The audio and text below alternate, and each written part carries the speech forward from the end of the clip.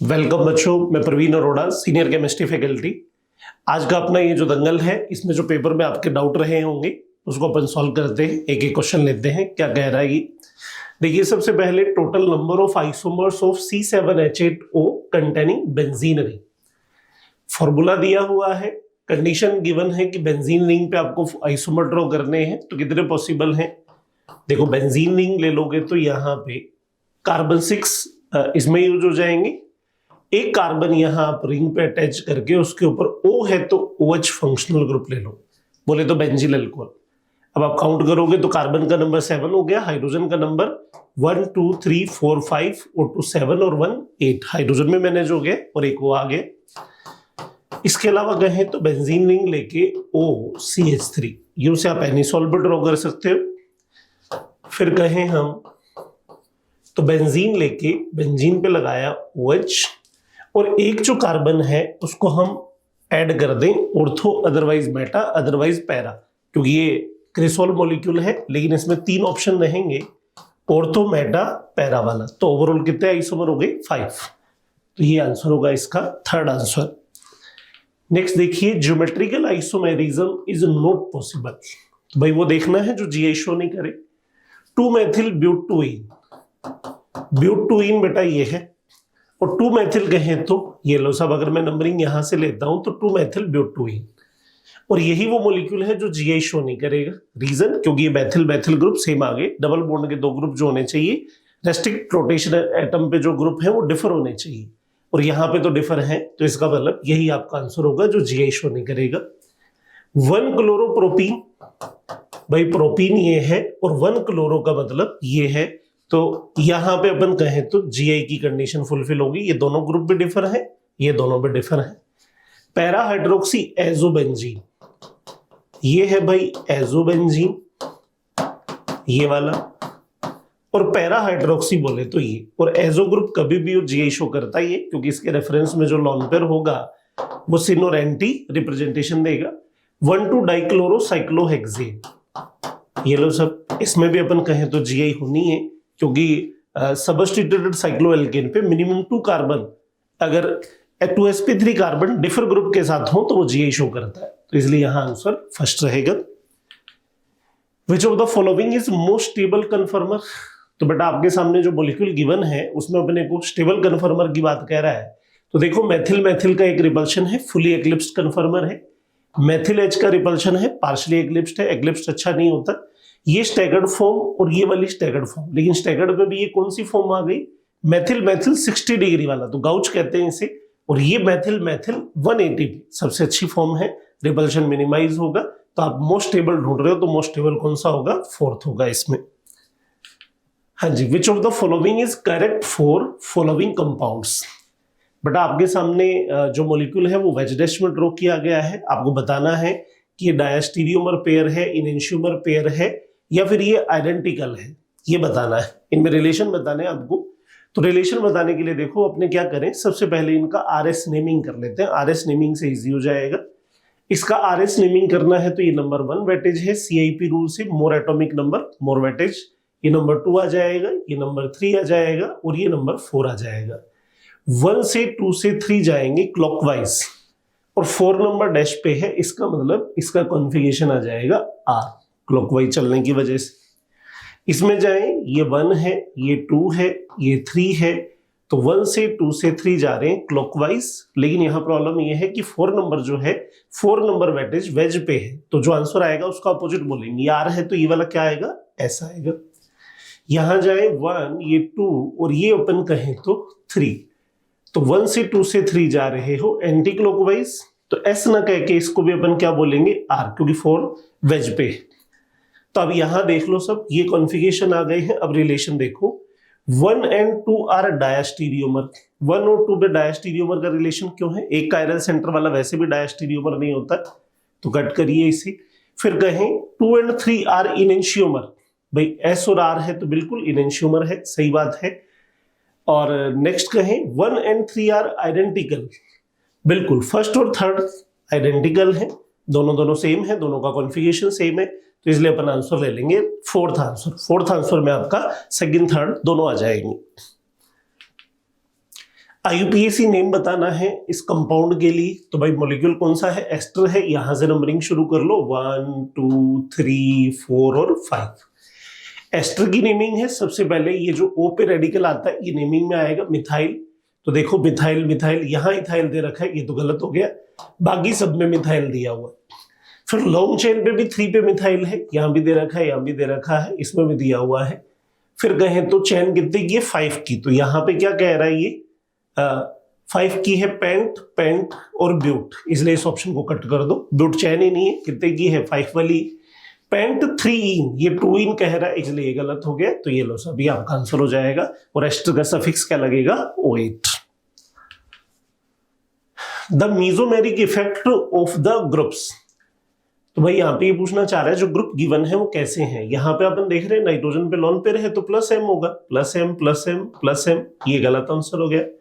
और यहां अपन दूसरे वाले में कहें तो फिर एक लोन पेयर है, और अच्छा ये सॉरी, यहाँ पे ये फर्स्ट ग्रुप हो गया, सेकंड ये वाला ग्रुप है। ये वाला ग्रुप है तो इसमें आपको मालूम है डिफरेंट में पाई है, बॉन्ड यहाँ ओपन होगा, -M का रोल प्ले करेगा, तो पहला ऑप्शन नहीं हो सकता, ये -M नहीं दे रखा, ये -M दिया, ये भी -M दिया है।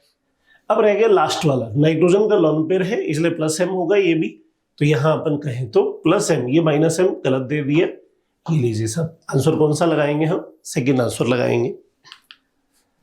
Orthonitrophenol can be separated from mixture of orthonitrophenol and paranitrophenol by sublimation, fractional distillation, distillation under reduce pressure, steam distillation. देखो सब, जहां पे ये सिचुएशन हो, इंट्रामोलिकुलर H बॉन्डिंग वाला केस, इजीली वोलेटाइल मॉलिक्यूल होते हैं, तो इनको अपन जिस मेथड से प्यूरिफाइड करते हैं वो है स्टीम डिस्टिलेशन, भापासवन। फोर्थ आंसर रहेगा इसके लिए।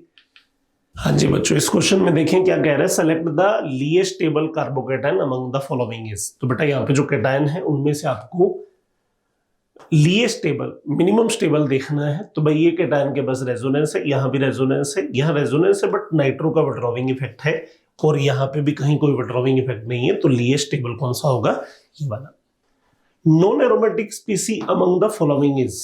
नॉन एरोमेटिक, पहले वाली तो एंटी एरोमेटिक है क्योंकि 4 पाई का साइक्लिक रेजो है, ये अपन कहें तो एरोमेटिक है। ये वाली स्पीसी, क्योंकि ये अपन कहें तो टब शेप मॉलिक्यूल होता है, वैसे देखने में तो ऐसा लगता है कि 8 पाई का रेजोनेंस है, पर रियल में हो नहीं रहा, तो ये कैसा कंसीडर होगा, नॉन एरोमेटिक। ये भी एरोमेटिक होगा, ये भी एरोमेटिक होगा, और ये एंटी एरोमेटिक होगा।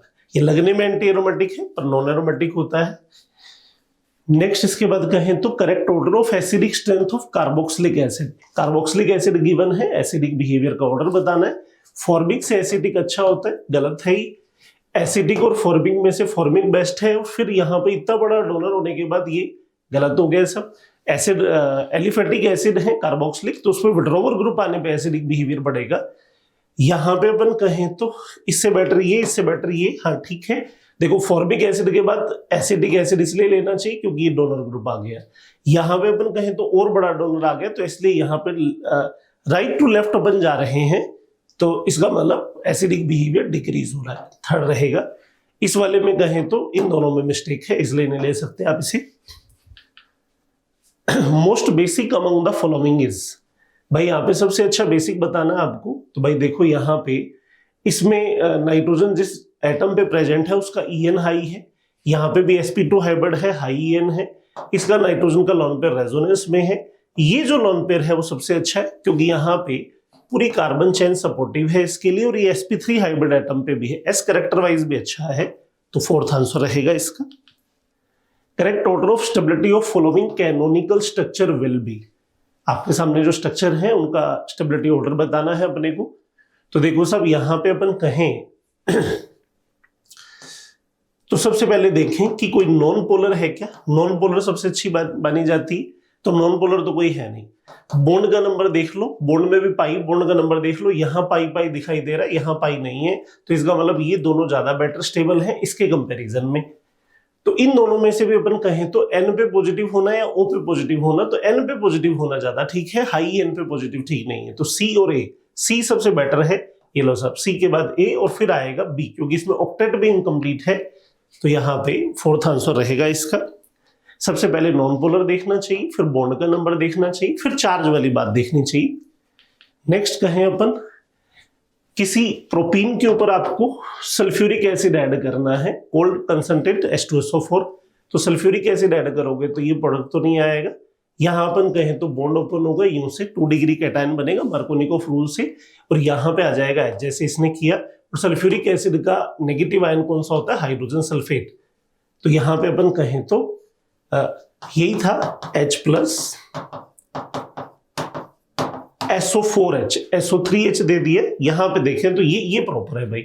इन दोनों में देखो माइनर सा डिफरेंस है इन दोनों ऑप्शन में, लेकिन अपने को आंसर थर्ड देना है क्योंकि न्यूक्लियोफिलिक पोर्शन सल्फ्यूरिक एसिड में ये होगा HSO4, HSO3 नहीं HSO4, तो इसलिए क्या देंगे अपन? थर्ड आंसर देंगे। The species which can act as a nucleophile, lone pair वाले, पाई वाले, नेगेटिव चार्ज वाले न्यूक्लियोफाइल होते हैं। तो देखो यहाँ पे वाटर के बस ऑक्सीजन पे लोन पेयर है, बाकी पे तो पॉजिटिव चार्ज है, डेफिशिएंट है, और ये इलेक्ट्रोफाइल न्यूक्लियोफाइल दोनों में नहीं होता, तो फर्स्ट आंसर जाएगा। The violet colour formation of Lassaigne's test of sulphur is due to, sulphur में वियोलेट कलर का प्रोडक्ट बनाना हो सल्फर की कंफर्मेटरी टेस्ट के लिए, तो अपन क्या लेते हैं? सोडियम नाइट्रोब्रोसाइड Na2FeCN5NO, ये अपन यहां पे यूज करते हैं रिएजेंट। और इस रिएजेंट को जब सल्फर से इंटरेक्ट कराया जाता है तो जो प्रोडक्ट बनेगा वो प्रोडक्ट ये बोले तो यहाँ पे मान लो लेसाने सॉल्यूशन है, सोडियम सॉल्ट है सल्फर का, तो ये दोनों ऐड करके देखोगे तो यहाँ पर जो वियोलेट कलर का प्रोडक्ट बनेगा वो ये, तो ये आपके पास आ जाएगा सल्फर टेस्टिंग का प्रोडक्ट जो है, जो वियोलेट कलर का दिखाई देता है इनमें से ये था। तो ये सोडियम नाइट्रोप्रोसाइड का यूज करोगे, सोडियम नाइट्रोप्रोसाइड में ये प्रोडक्ट बन जाएगा। हाँ जी बच्चों, नेक्स्ट देखें इसके बाद, most reactive alkene toward HCl is, HCl के रेफरेंस में ज्यादा रिएक्टिव कौन है? Ethene, propene, two butene, two three dimethyl two butene. तो भाई इन चारों में अगर अपन देखें तो क्या देखना होता है?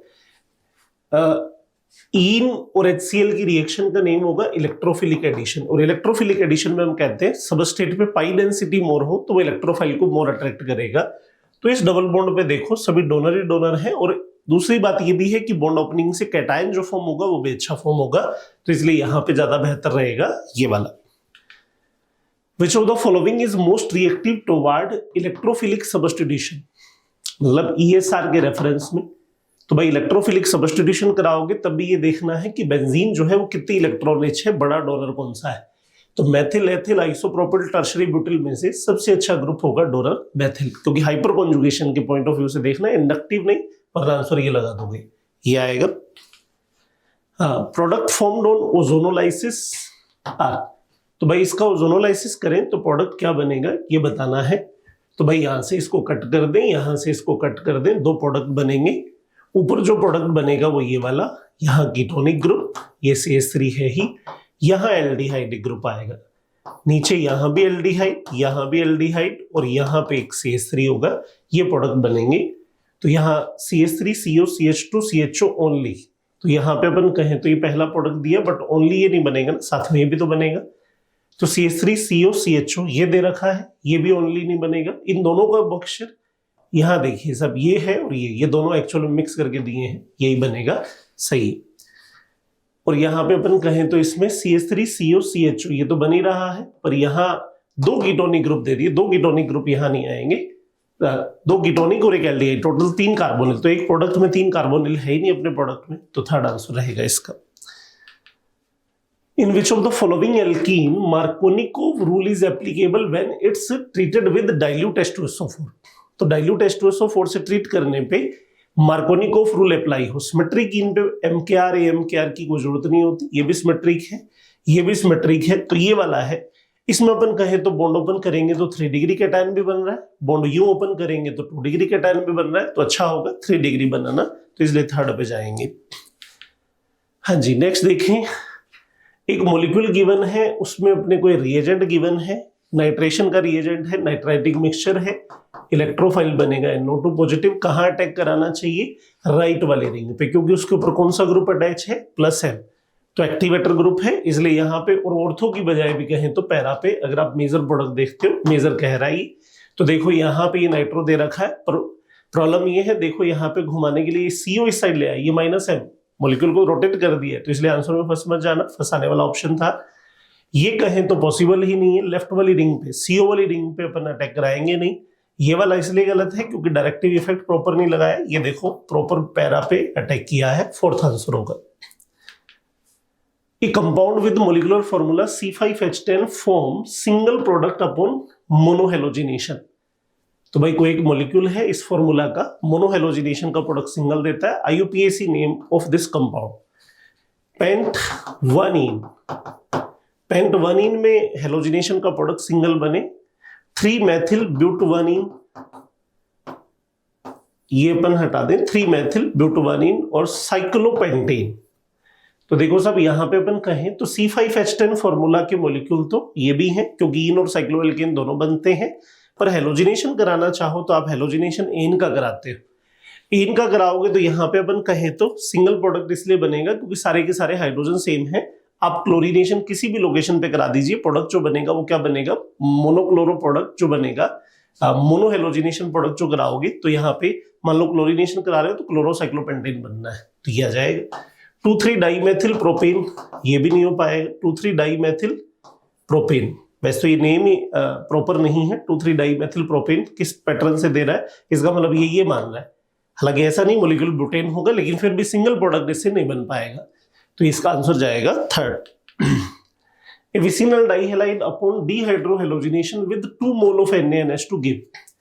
भाई कोई विस डाइहैलाइड है, डीहाइड्रोहेलोजिनेशन कराओगे, NaNH2 स्ट्रॉन्ग बेस होता है, तो H और X के जाने के बाद, इस H और इस X के जाने के बाद यहाँ पे अपन कहें तो जो बॉन्ड आएंगे वो क्या आ जाएगा, सिंगल बॉन्ड है, दो पाई और बनेंगे, तो इसका मतलब क्या बनेगा, आइन बनेगा, एल्काइन, एल्कीन, हेलोएल्केन, एमाइन। तो एल्काइन प्रोडक्ट यहाँ पे जनरेट होता है।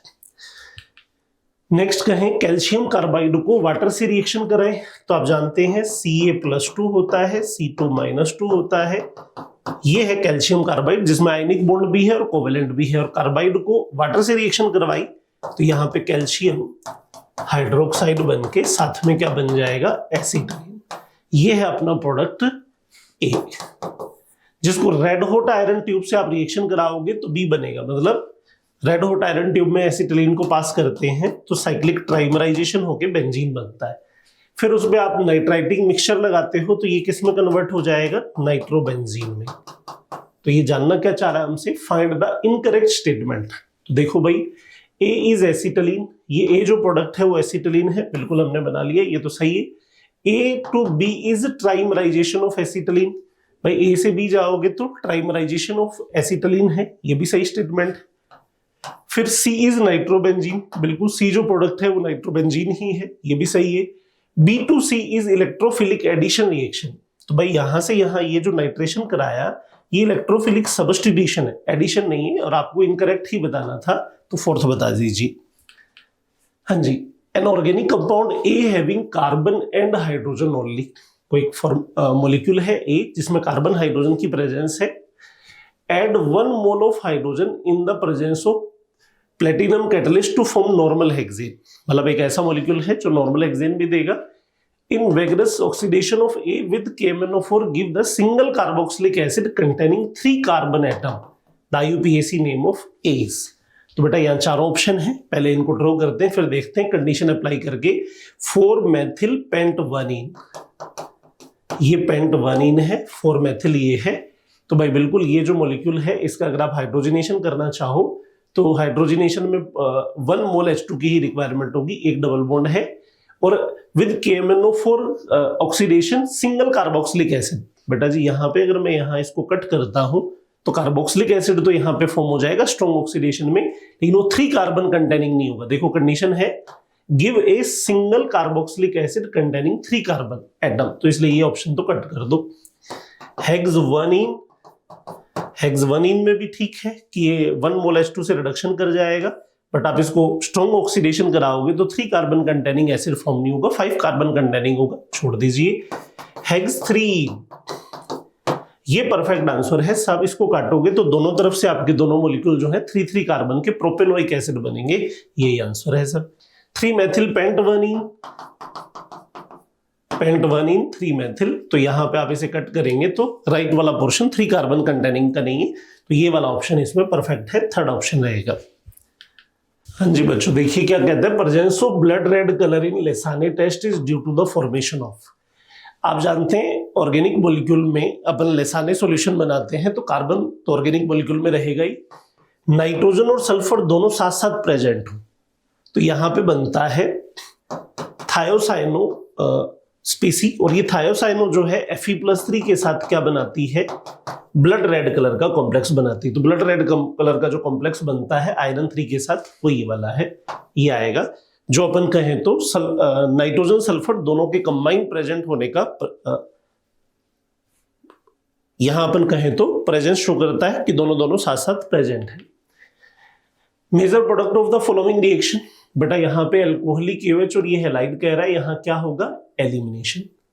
एलिमिनेशन के बाद यहाँ का ये जो H है ये भी बेसिक मीडियम में टोटोमेराइज हो जाएगा, तो ये जो प्रोडक्ट यहाँ पे बना वो टोटोमेराइज हो जाए तो फिनॉल बन जाए। हालांकि मीडियम बेसिक है तो फिनॉल का सॉल्ट बनेगा, तो आप उसको एसिडिक मीडियम से ट्रीट करा दोगे तो फाइनली क्या बनेगा, phenol.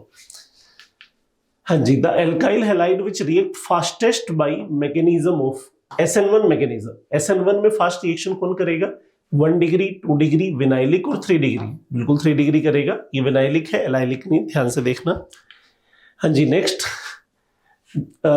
Benzyl magnesium bromide reaction with water. तो भाई वाटर का H यहाँ पे ऐड कर दो क्योंकि ये बेस बन के प्रोटॉन किडनैप करेगा, तो टोलुइन का फॉर्मेशन होगा, सेकेंड आंसर जो दिया हुआ। DDT is obtain by the reaction between. DDT बनाने के लिए आपको एक तो क्लोरेल चाहिए, तो यहाँ पे ये रहा क्लोरेल, और कहीं पे क्लोरेल है ही नहीं। क्लोरेल के साथ क्लोरोबेंजीन के 2 मॉलिक्यूल यूज होते हैं, ये दोनों मिलके DDT बनाते हैं। नेक्स्ट कहें हम इसके बाद, the most reactive chloride toward SN2 reaction. SN2 के लिए क्राउडी मॉलिक्यूल नहीं होना चाहिए, 3 डिग्री, 3 डिग्री, ये 1 डिग्री एलाइलिक है, ये 2 डिग्री है, तो बिल्कुल 1 डिग्री की वजह से भी क्राउड कम है और एलाइल होने से रिएक्टिविटी और भी अच्छी होगी SN2 की।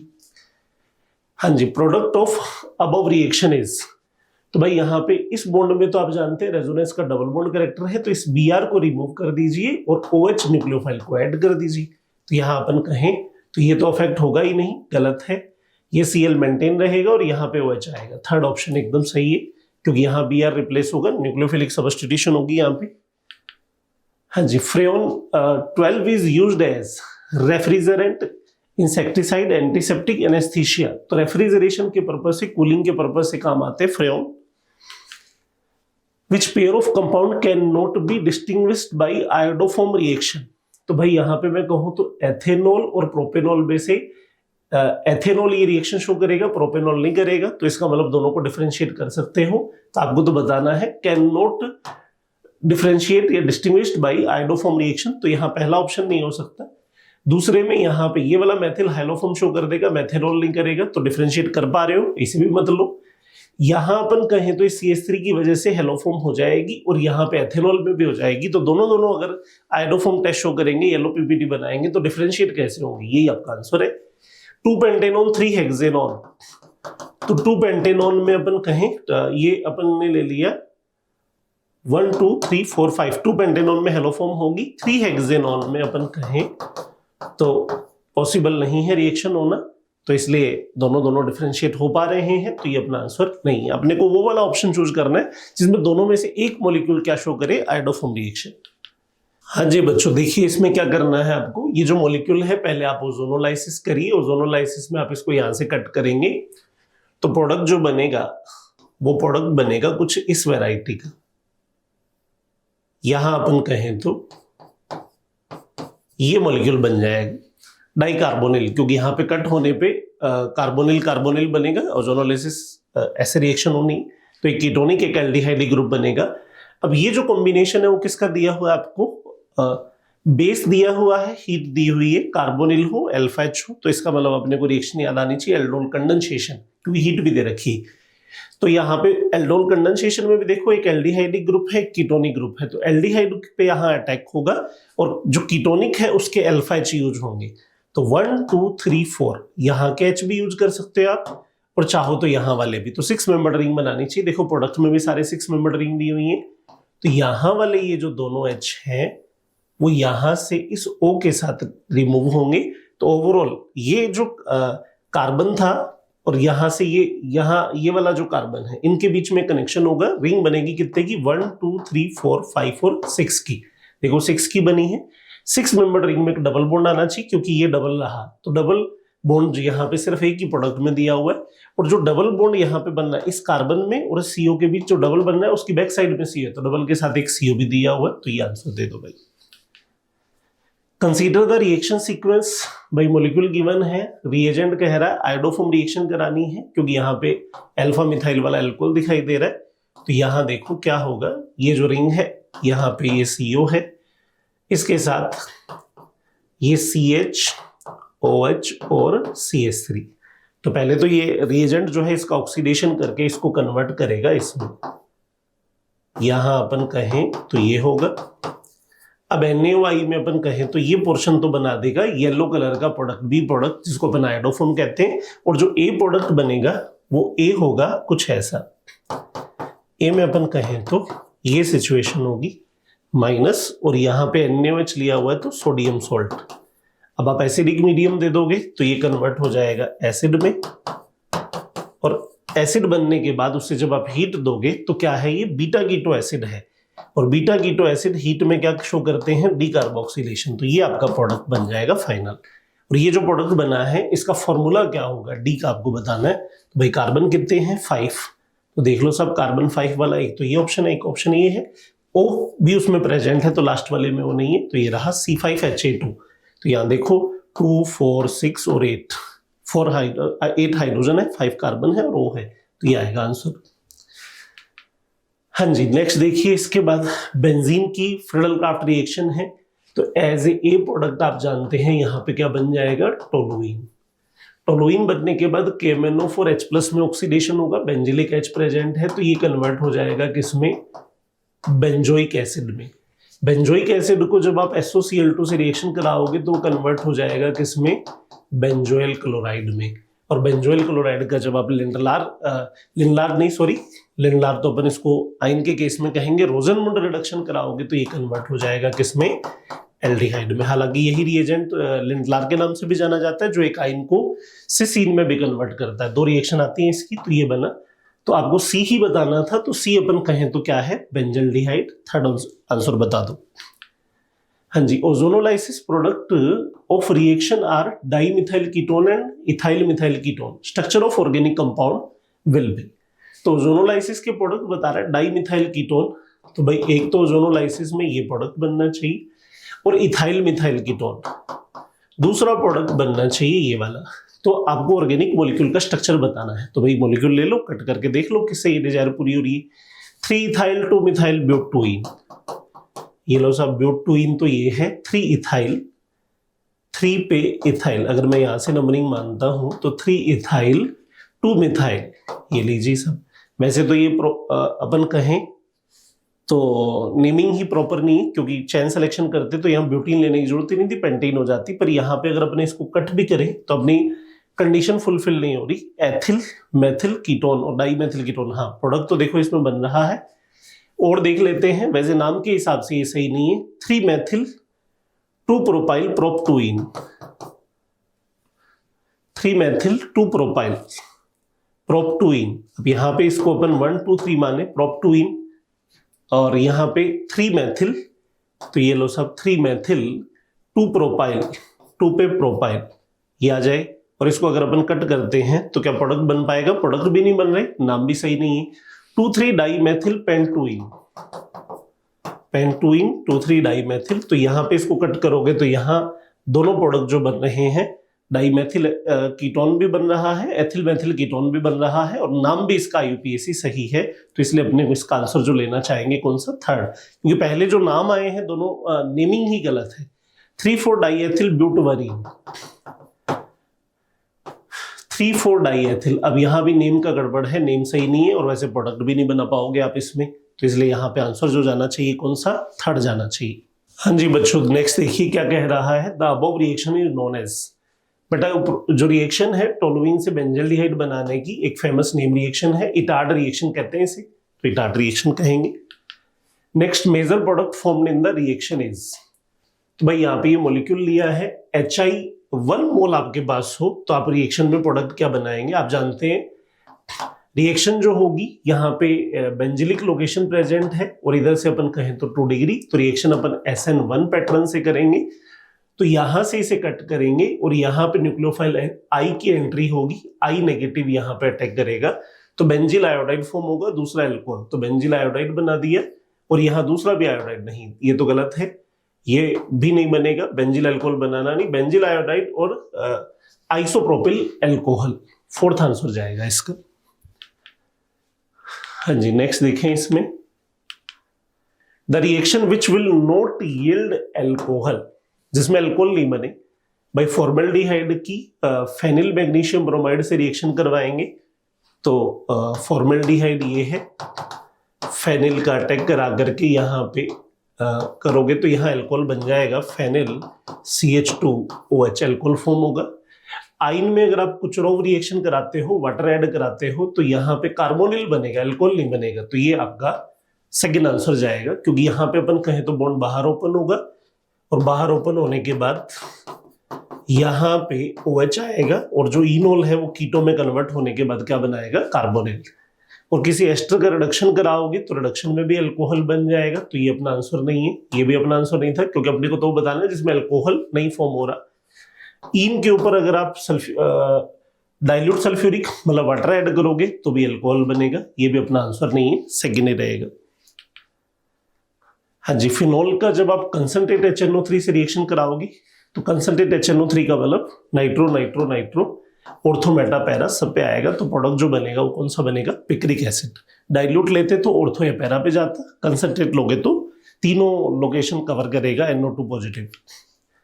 Out of the following compound choose the one which give aspirin on reacting with acidic anhydride. Acidic anhydride ये है,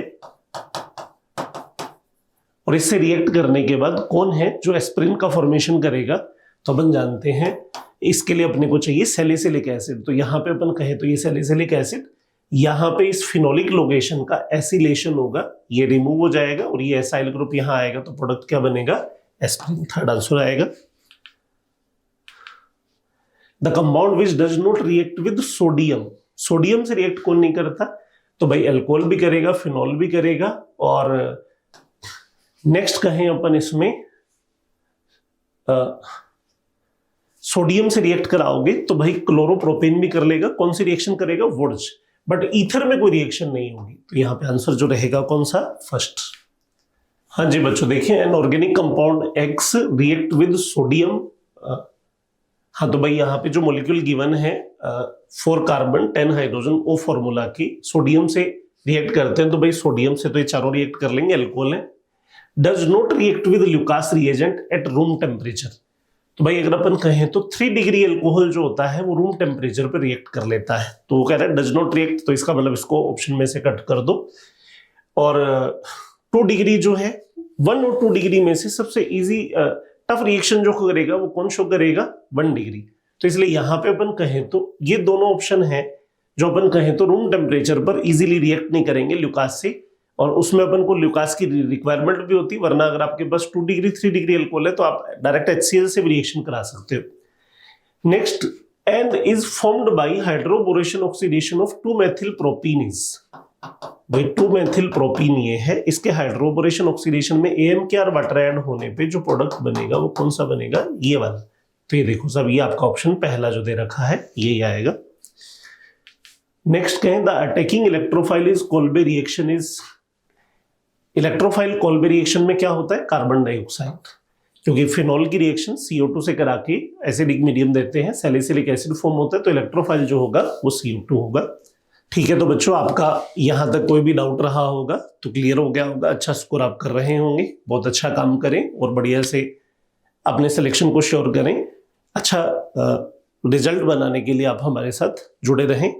ठीक है बच्चों, ऑल द वेरी बेस्ट। जय जय CLC।